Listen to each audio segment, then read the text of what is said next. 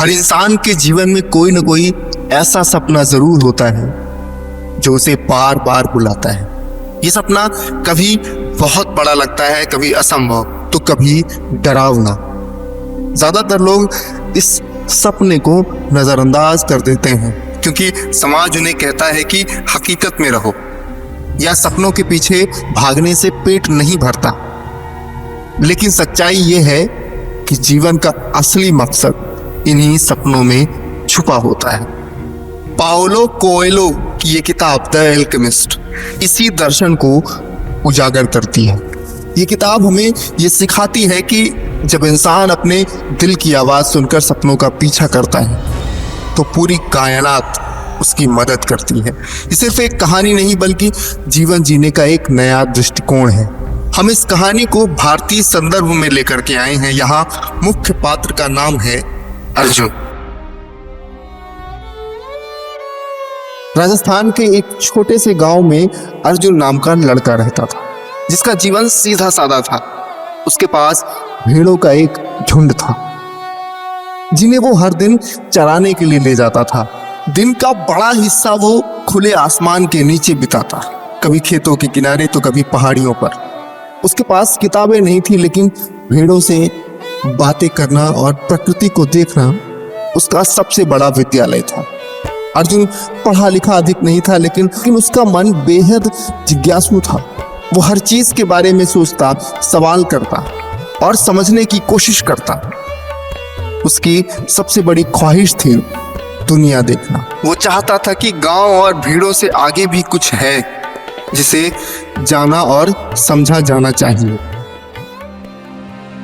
एक रात अर्जुन ने एक अजीब सपना देखा। उसमें उसने देखा कि मिस्र के रेगिस्तान में स्थित पिरामिडों के पास एक चमचमाता खजाना दबा हुआ है। सपना इतना वास्तविक था कि वो जागने के बाद घंटों उसी के बारे में सोचता रहा। अगले दिन भी वही सपना आया और फिर तीसरी रात भी उसी तरह का सपना। अब अर्जुन को लगने लगा कि ये कोई साधारण सपना नहीं, ये कुछ कह रहा है। लेकिन क्या ये ईश्वर का संकेत है या उसके मन की कोई गहरी इच्छा? उसके भीतर बेचैनी बढ़ने लगी।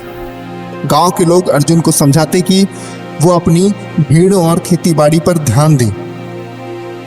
सपने देखना अच्छा है, और वो कहते हैं कि लेकिन सपनों के पीछे भागने से पेट नहीं भरता। लेकिन अर्जुन को लगता था कि अगर उसने इस सपने का पीछा नहीं किया तो पूरी जिंदगी पस्त और अधूरा महसूस करेगा। उसके भीतर आग जल रही थी अपने जीवन का असली मकसद खोजने की। एक दिन अर्जुन की मुलाकात गांव के मेले में एक बूढ़े साधु से।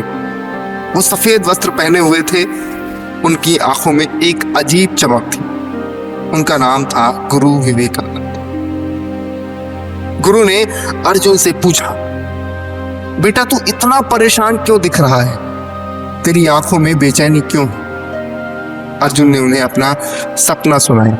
गुरु मुस्कुराए और बोले, ये सपना कोई साधारण सपना नहीं, ये तेरी आत्मा की आवाज है। हर इंसान के जीवन का एक उद्देश्य होता है जिसे हम व्यक्तिगत लक्ष्य या पर्सनल लीजेंड कहते हैं। जब कोई इंसान पूरे दिल से किसी चीज को चाहता है तो पूरी कायनात उसे पूरा करने में मदद करती है। ये शब्द अर्जुन के दिल में गहराई तक उतर गए। उसे लगा कि जैसे किसी ने उसके मन की गांठ खोल दी हो। गुरु ने समझाया, हर इंसान का एक पर्सनल लेजेंड होता है। ये वही मकसद है जिसके लिए हम पैदा हुए हैं। लेकिन ज्यादातर लोग डर और आलस में इसे भूल जाते हैं। जो लोग इसे पहचान लेते हैं और इसका पीछा करते हैं वही सच्ची खुशी और सफलता पाते हैं। उन्होंने अर्जुन को एक पत्थर दिया और कहा, जब भी तू डगमगाएगा इसे देखना। ये तुझे याद दिलाएगा कि तेरे पास एक सपना है जिसे पूरा करना है।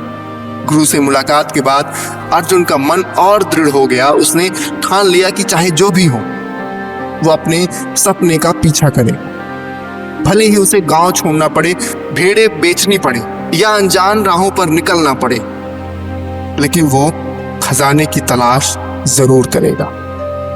यहां पर इस किताब का असली दर्शन सामने आता है।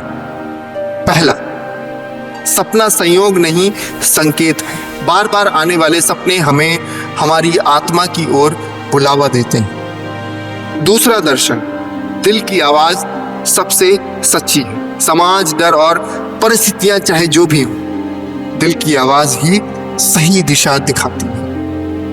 और तीसरा दर्शन है, कायनात मदद करती है। अगर इरादा साफ हो और लगन सच्ची है तो पूरी दुनिया किसी न किसी रूप में रास्ता बनाने लगे। अब अर्जुन ने निर्णय ले लिया था। वो जानता था कि यात्रा कठिन होगी, लेकिन असली हार तो तब होगी जब वो कोशिश ना करे। वो सोचता है, अगर मैं कोशिश करूं और असफल हो जाऊं तो भी तो संतुष्ट रहूंगा, लेकिन अगर मैंने कोशिश ही नहीं की तो पूरी जिंदगी पछताऊंगा। गुरु से प्रेरणा लेने के बाद अर्जुन ने ठान लिया कि वो अपने सपनों का पीछा करे। उसने अपनी भेड़ों का झुंड बेच दिया और जो कुछ धन मिला उसे लेकर के वो मिस्र की ओर निकल पड़ा। मन में उत्साह था, आंखों में सपना और दिल में आत्मविश्वास। लेकिन कहते हैं ना कि हर सपने की राह में पहला कदम ही सबसे कठिन होता है। अर्जुन की मुलाकात रास्ते में एक चालाक व्यापारी से हुई। वो व्यक्ति अर्जुन से दोस्ती जता करके उसका भरोसा जीत लेता है और उसके सारे पैसे लेकर के भाग जाता है। पल भर में अर्जुन के सारे सपने बिखर गए। अर्जुन खाली जेब और भारी मन लेकर के बैठ गया। उसने सोचा शायद गांव वाले सही कहते थे, सपनों के पीछे भागना बेकार है। लेकिन तभी उसे गुरु की बात याद आई। जब इंसान किसी चीज को पूरे दिल से चाहता है तो पूरी कायनात उसे पूरा करने में मदद करती है। उसने खुद को संभाला और तय किया कि ये सिर्फ शुरुआत है, असली यात्रा अभी बाकी है। जीविका चलाने के लिए अर्जुन एक क्रिस्टल की दुकान पर काम करने लगा। शुरू में काम उबाऊ लगा, लेकिन जल्द ही उसने महसूस किया कि हर एक अनुभव में कोई न कोई सीख छुपी होती। उस दुकान के मालिक का व्यापार सालों से ठहरा हुआ था। अर्जुन ने सोचा क्यों ना कुछ नया किया जाए। उसने सुझाव दिया कि ग्राहकों को चाय क्रिस्टल के गिलास में परोसी जाए। मालिक पहले झिझका, लेकिन अर्जुन के आग्रह पर मान गया। परिणाम चौंकाने वाला था। दुकान में भीड़ बढ़ गई और व्यापार चमक उठा। अर्जुन ने सीखा कि धैर्य से काम करने से धीरे धीरे सफलता मिलती है और इनोवेशन छोटे स्तर पर भी बड़ा बदलाव ला सकता है। असफलताएं ही असली गुरु हैं।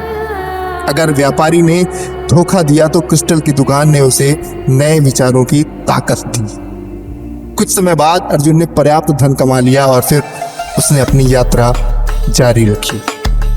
अब अर्जुन को मिस्र पहुंचने के लिए एक विशाल रेगिस्तान को पार करना था। रेगिस्तान सिर्फ रेत का समुद्र नहीं था, बल्कि जीवन की कठिनाइयों का प्रतीक। यहाँ धूप प्रचंड थी, रातों में हड्डियां कपा देने वाली ठंड थी, पानी की कमी, रेत के तूफान और लंबा सफर। सब कुछ इंसान की सहन शक्ति का परीक्षा लेते थे। रेगिस्तान में अर्जुन की मुलाकात अमित नाम के एक युवक से हुई। इस युवक का उद्देश्य अलग था। वो एल्केमी यानी धातुओं को सोने में बदलने की विद्या की तलाश कर रहा था। वो हमेशा किताबों में डूबा रहता और कहता कि सारे रहस्य इन्हीं पन्नों में छुपे हैं। अर्जुन ने महसूस किया कि सिर्फ किताबों से ज्ञान अधूरा है। असली ज्ञान अनुभवों और प्रकृति से मिलता है। उसने अमित को यह बात समझाई और ये संवाद हमें सिखाता है कि जिंदगी में किताबें जरूरी हैं, लेकिन अनुभव उनसे भी बड़ा शिक्षक है। कठिनाइयां हमें सिखाती हैं कि धैर्य, साहस और आत्मविश्वास ही असली हथियार है। यात्रा के दौरान अर्जुन की मुलाकात रहस्यमयी एक ऋषि से हुई, जिन्हें लोग एल्केमिस्ट कहते थे। उनकी आंखों में अजीब चमक थी और उनकी बातें आत्मा को झकझोर देती थी। ऋषि ने अर्जुन से कहा, असली सोना बाहर की दुनिया में नहीं बल्कि तेरे भीतर है। जब तू अपने डर को साहस में बदल लेगा तभी तू सच्चा एल्केमिस्ट बनेगा। ऋषि ने उसे सिखाया कि दिल की आवाज सुनना ही सबसे बड़ा ज्ञान है, डर को हराना ही सच्ची जीत है। हर इंसान ब्रह्मांड से जुड़ा है। जब हम अपने लक्ष्य के प्रति सच्चे होते हैं तो प्रकृति भी हमारे साथ खड़ी होती। ये शिक्षाएं अर्जुन की आत्मा में गहराई तक उतर गई। अर्जुन ने अपना रास्ता आगे तय किया। रेगिस्तान में अर्जुन की मुलाकात एक सुंदर युवती अनन्या से हुई। धीरे धीरे दोनों एक दूसरे से प्रेम करने लगे। अर्जुन का मन डगमगाने लगा। क्या मुझे यहीं रुक जाना चाहिए? क्या प्रेम ही मेरी मंजिल है? लेकिन अनन्या ने कहा, अगर ये प्यार सच्चा है तो ये तेरे सपनों में बाधा नहीं डालेगा। जाओ और अपना खजाना खोजो। अगर ये किस्मत में है तो तुम लौट कर मेरे पास जरूर आओगे। अनन्या की बातें सुनकर अर्जुन ने समझा कि सच्चा प्रेम सपनों का विरोध नहीं करता बल्कि उन्हें पूरा करने की ताकत देता है। प्रेम त्याग और विश्वास पर टिका होता है। लंबे सफर और कठिनाइयों के बाद अर्जुन मिस्र के पिरामिडों के पास पहुंचता है। उसके भीतर उत्साह था। ये वही जगह थी जो उसे सपनों में बार बार दिखाई देती थी। उसने सोचा, अब मेरी सारी मेहनत का फल मिलेगा। अब मैं उस खजाने को पालूंगा जिसके लिए मैंने अपनी भेड़ें बेची, घर छोड़ा और रेगिस्तान की तपती धूप सही। पिरामिडों की ऊंचाई और रहस्य ने अर्जुन के दिल को रोमांचित कर दिया। वो वहां पहुंचा और खुदाई शुरू की। उसका हर एक वार उसे और भी जोश से भर देता था। लेकिन किस्मत ने एक और इम्तिहान रखा था। जब अर्जुन वहां खुदाई कर रहा था तभी कुछ लुटेरे वहां आ गए। उन्होंने अर्जुन को पकड़ लिया और बेरहमी से पीटा। वो बोले, क्या सोचते हो यहाँ कोई खजाना छुपा है? पागल हो तुम। अर्जुन की हालत खराब थी। उसे लगा कि उसकी सारी मेहनत बेकार चली गई। लेकिन तभी उनमें से एक लुटेरा हंसते हुए बोला, अरे मूर्ख, मुझे भी कभी सपना आया था कि भारत के एक गांव में पुराने पीपल के पेड़ के नीचे खजाना छुपा है। लेकिन मैं इतना मूर्ख नहीं हूं कि उसके लिए इतनी लंबी यात्रा करूं। ये सुनकर अर्जुन स्तब्ध रह गया। ये वही जगह थी जहां से उसने यात्रा शुरू की थी, उसके अपने गांव का पीपल का पेड़। अर्जुन समझ गया कि ब्रह्मांड ने उसे एक लंबी यात्रा पर क्यों भेजा। असली खजाना हमेशा उसके पास ही था। लेकिन अगर वो सीधे पीपल के पेड़ को खोदता तो शायद उसे कभी ये एहसास न होता कि यात्रा और अनुभव ही असली दौलत है। उसने महसूस किया कि यात्रा ही असली खजाना है। अगर उसने रेगिस्तान न पार किया होता, गुरु से ना मिला होता, धोखे और कठिनाइयां न झेली होती, ऋषि और अनन्या से ना मिला होता तो ये सब सबक कभी वो सीख ही नहीं पाता। अब अर्जुन अपने गांव लौटा। उसे मिस्र में तो वो खजाना नहीं मिला था, लेकिन उसके दिमाग में उस लुटेरे की एक बात घर कर गई थी कि पीपल के पेड़ के नीचे एक खजाना छुपा हुआ है। दिल में उत्साह और आंखों में आंसू थे। उसने पीपल के पेड़ के नीचे खुदाई शुरू की। थोड़ी ही देर में उसे एक लोहे का बक्सा मिला। जब उसने खोला तो उसके अंदर सोने चांदी के सिक्के, कीमती जवाहरात और मोतियों के ढेर थे। लेकिन अब अर्जुन के लिए सबसे बड़ा खजाना ये धन नहीं था, बल्कि वो अनुभव और ज्ञान था जो उसने यात्रा के दौरान पाया था। उसने खुद को पहले से अधिक मजबूत, बुद्धिमान और आत्मविश्वासी पाया था। तो इस पूरी कहानी से हमें क्या सीख मिलती?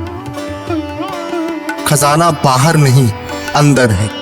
असली दौलत हमारा ज्ञान, आत्मा, विश्वास और अनुभव है।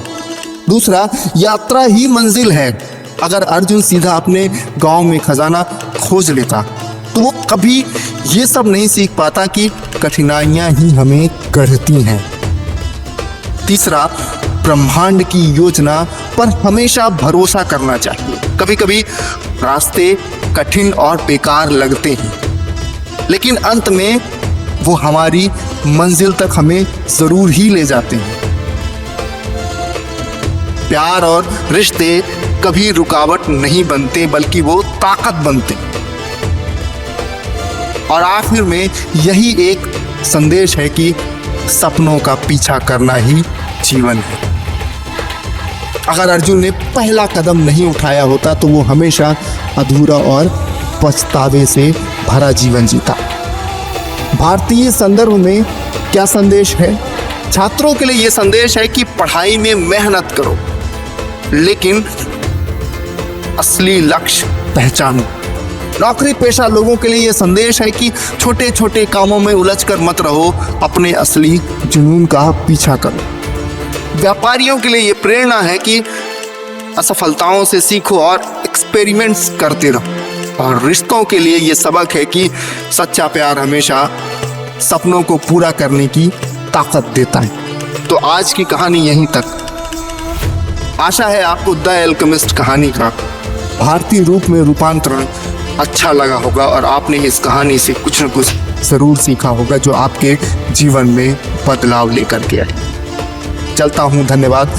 और जाते जाते आप हमारे चैनल ऑडियो वाला शो को सब्सक्राइब ज़रूर कर लें और ये कहानी अपने दोस्तों, अपने रिश्तेदारों को ज़रूर शेयर करें। धन्यवाद।